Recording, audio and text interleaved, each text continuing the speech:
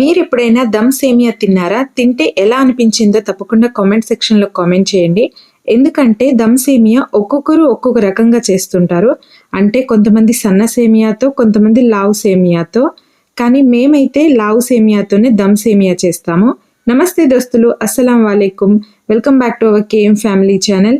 అందరూ మంచిగా ఉన్నారా? మేమైతే సూపర్‌గా ఉన్నాము. రంజాన్ టైంలో ఖచ్చితంగా చేసే ఈ దమ్ సేమియా రెసిపీ చూపిస్తాను. లేట్ చేయకుండా వీడియోలోకి వెళ్దాం. సో ఇక్కడ నేనైతే దమ్ సేమియా కోసం ముందు సేమియానైతే వేయించుకోవాలి. దమ్ సేమియా కోసం మేమైతే లావుటి సేమియానే ప్రిఫర్ చేస్తాము. సో ఇప్పుడు ముందు సేమియానైతే నెయ్యిలో వేయించుకోవాలి. ఇక్కడ నెయ్యి నేను ఇంట్లో చేసిన గేదె నెయ్యి. సో ఈ నెయ్యిలో ముందు సేమియానైతే గోల్డెన్ బ్రౌన్ కలర్ వచ్చేలాగా వేయించుకుంటున్నాను.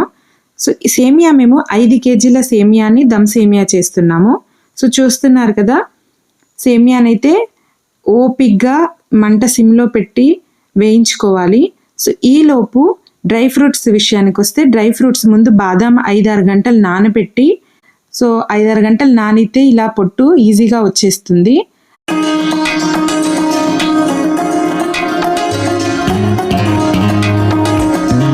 అన్ని బాదం పప్పులకి ఇలా పొట్టు తీసి రెడీగా పెట్టుకుని వాటినైతే మళ్ళీ సన్నగా కట్ చేసుకోవాలి.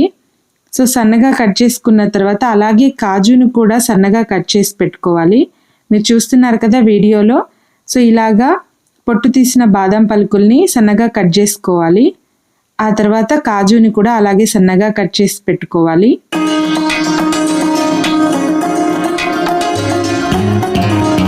సో ఇలా కట్ చేసి పెట్టుకున్న బాదాం కాజు ముక్కలని మళ్ళీ నెయ్యిలో ఎర్రగా మంచి కలర్ వచ్చేలాగా వేయించుకోవాలి. మీరు మా ఛానల్ని ఫస్ట్ టైం చూస్తున్నట్లయితే తప్పకుండా ఛానల్ని సబ్స్క్రైబ్ చేసుకోండి. సో చూస్తున్నారు కదా, సేమియా వేయించడానికి చాలా టైం పడుతుంది. చెప్పాను కదా 5 కేజీల సేమియా అని. సో చాలా టైం, అంటే ఈజీగా 1 గంటన్నర టైం పట్టింది. సో సేమియా అయితే వేగిపోయింది.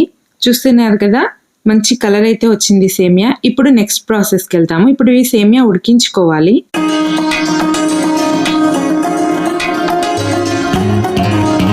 సో ఇప్పుడు సేమియా ఉడికించుకోవడానికి ముందు ఎసరు అంటే నీళ్ళైతే వేడి చేసుకోవాలి. సో దానికోసం గిన్నె పెట్టాను.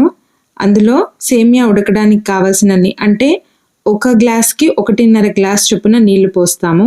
సో మన 5 కేజీల సేమియాకి కావాల్సినన్ని నీళ్ళు అయితే ఇప్పుడు ఈ గిన్నెలో వేస్తున్నాము.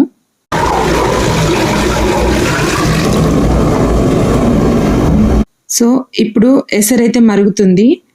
ఇందులో మనం వేయించి పెట్టుకున్న సేమియాని వేస్తాము.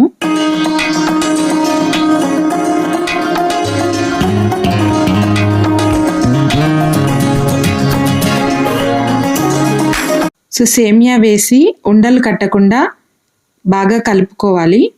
లేకపోతే కలపకపోతే సేమియా ఉండలు కడుతుంది. సో సేమియాని మధ్య మధ్యలో కలుపుకుంటూ ఉడికించుకోవాలి.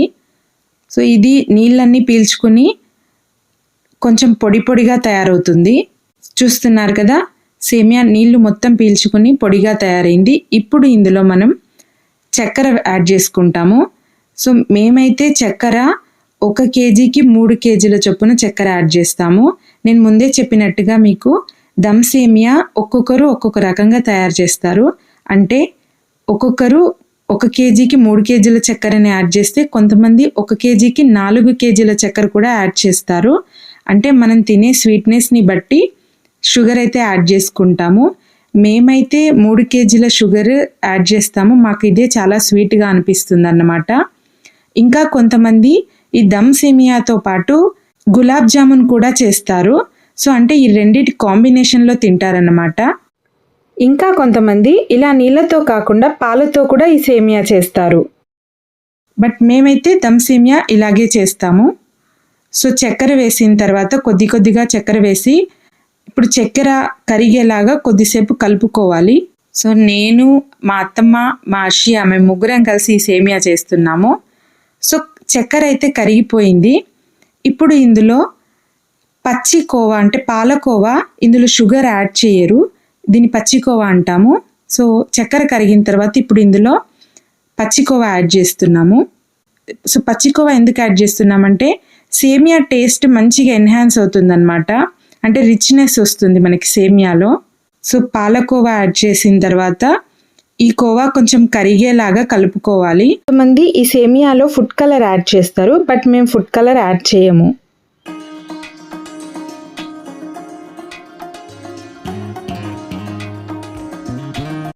ఇప్పుడు ఇందులో మనము ఇలాచీ పౌడర్ యాడ్ చేస్తున్నాము.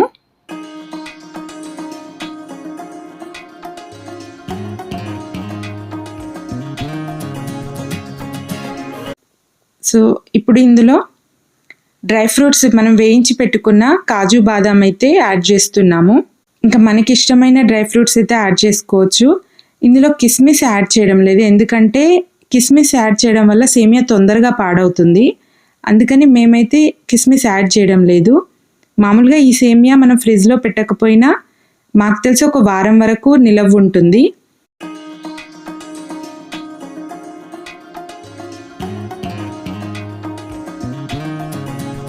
ఇప్పుడు సేమియాలోకి కొంచెం నెయ్యి కూడా యాడ్ చేసుకుని మూత పెట్టుకుని దమ్కి వదిలేస్తే ఎంతో టేస్టీగా ఉండే దమ్ సేమియా రెడీ అయిపోతుంది.